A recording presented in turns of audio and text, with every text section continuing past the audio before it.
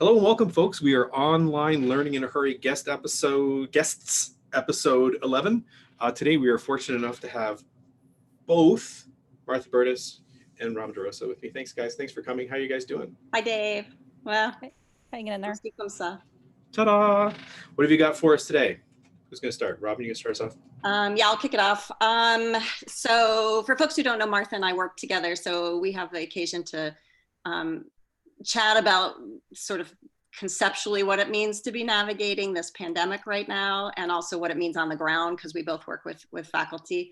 And I think what I've been coming to as we've been trying to do triage, just dealing with faculty with their Zoom issues and their LMS problems, is trying to think of a wider set of guiding principles, or like a framework for this emergency work that we're doing.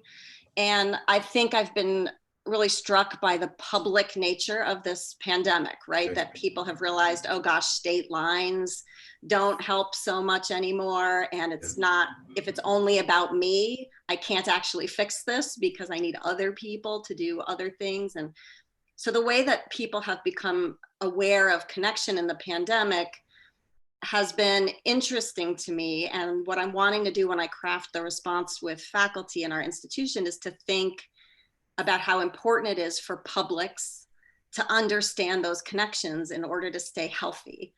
And I've been wondering if when we craft an emergency response to coronavirus, we don't just think about moving online, but we think about making those connections healthier, so that people understand not only how our actual lives depend on each other, right, but also how things like higher education contribute to the health of a community, both physically, mentally, economically, socially. So I've been really asking people when they're moving online to think first, not about the tools, but first about how are you connecting with your students? How are you helping them understand why it matters that you care about them, and how you're helping your administration, for example, understand that the place to invest is in your faculty and staff who are the caretakers of students. Because for me, all of this is the gift that public education has to offer back to particularly a public in crisis. So I'm thinking about mindset and how that links up with on the ground tools and techniques for dealing with remote learning.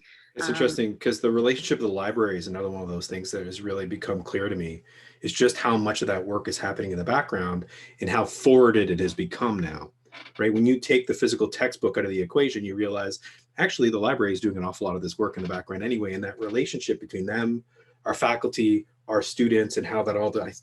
I get you. Yeah. Cool.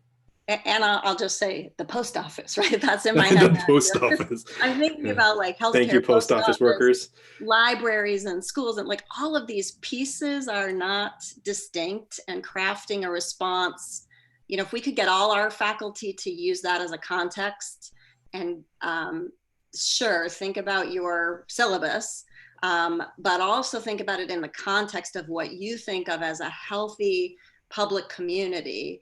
That, because we're gonna have to make a lot of hard decisions about money coming up. I know Martha's been interested in thinking about how we spend and how we invest. And that mindset, that framework, I think would be helpful to us. Yeah, I think we're very quickly going to find ourselves not, and I think we already are finding ourselves not so much in the mode of in the moment responding to this crisis, but beginning to think about what comes next. I think lots of institutions are now sort of shifting gear to what's down the road for the summer, for next fall, and beyond that, particularly in terms of the financial implications of all of this at some of our institutions that were already struggling. And one of the things that concerns me most is the choices that we make as an institution to respond to this. Very often when we are resource strapped, the choices we make tend to be in the best interest of efficiency and expediency, as opposed to in the interest of care and human connection and building community. And so how do we at our institutions from wherever we sit engage in that conversation and help push, encourage, direct conversations to really think about the people and the humans that inhabit our schools, our classes, our organizations going forward and taking care of them with whatever resources we are lucky enough to still have.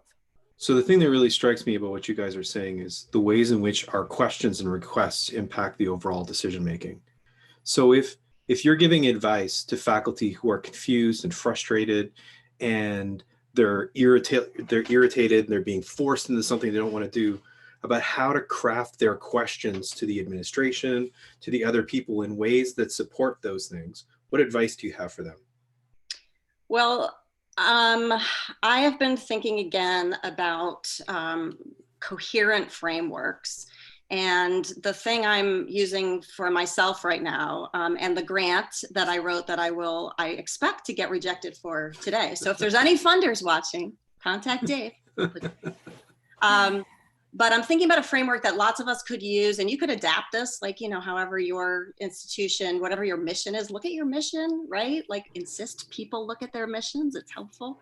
But I'm thinking about a framework I've been calling ACE, and it stands for adaptability, which I think everyone understands is important right now, right, with flex learning and all sorts of stuff, but adaptability, connection, and equity. Mm-hmm. What I'm suggesting is that if institutions, and that includes, you know, faculty and governance bodies and admin and staff, if institutions can develop a framework that's simple, that gives you some guiding values, you can refer to that when you're making decisions. You can refer to that when you're thinking about how pedagogies have to adjust. You can refer to that when you're thinking about money.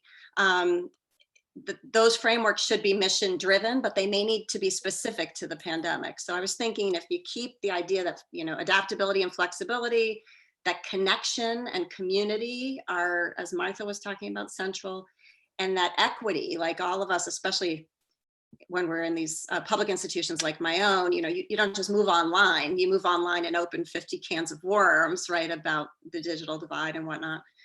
So if we keep those three things in mind, I think that will help us. And I think because it's such an emergency, we actually almost always lose our frameworks pretty quickly, and we just start plugging holes fast, usually with ed tech. So instead of hole plugging, I would say go to frameworks, have conversations, develop shared vocabulary. You can do that in a couple of days because you already have mission statements.